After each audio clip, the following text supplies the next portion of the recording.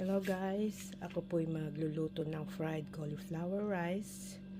Lalagyan ko po siya ng carrots, cauliflower at green peas. Bago ko po siya i-fry, ibe-blender ko po muna ang carrots at saka cauliflower. Ayan guys, ito po, na-blender ko na po ang cauliflower at saka carrots.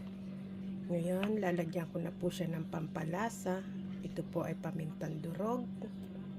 Lalagyan ko po siya ng 1 kutsara. Ayan. Tapos ito po ay asin. Ayan, asin. Lalagyan ko rin po siya ng 1 kutsara. Ayan.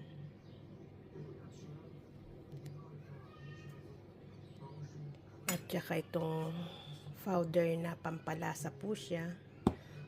Bali, lalagyan ko po siya ng 2 kutsara. Yan.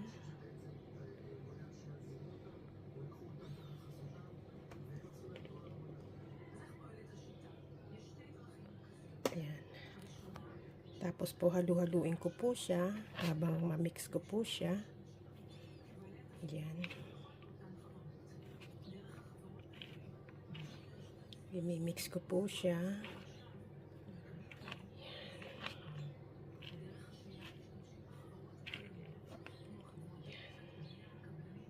Ayan po, mainit na po ang ating kawali.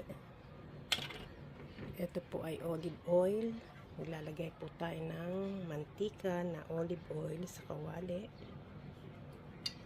Ayan. Saka po natin ilalagay yung dinurog na bawang. Ayan. Hintay lang po natin siya maging brown. Saka natin ilalagay yung ating binilender na cauliflower at carrots.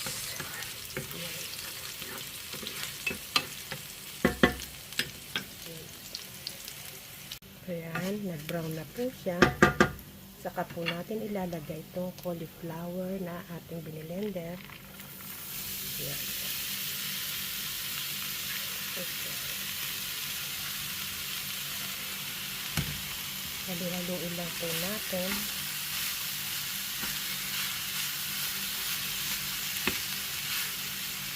Ayan. Ayan po siya.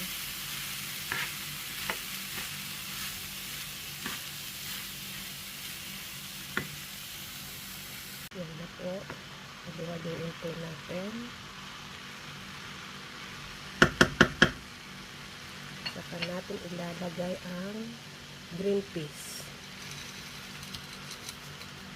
Ayan. Tapos haluhaluin po natin siya. I-mix natin. Ayan. So, i-mix natin siya hanggang sa matuyo po siya.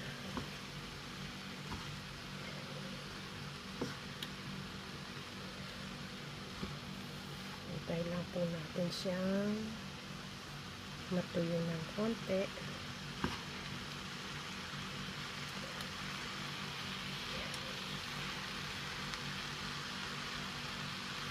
Para din po siyang kanin na fried rice, pero fried cauliflower lang po siya.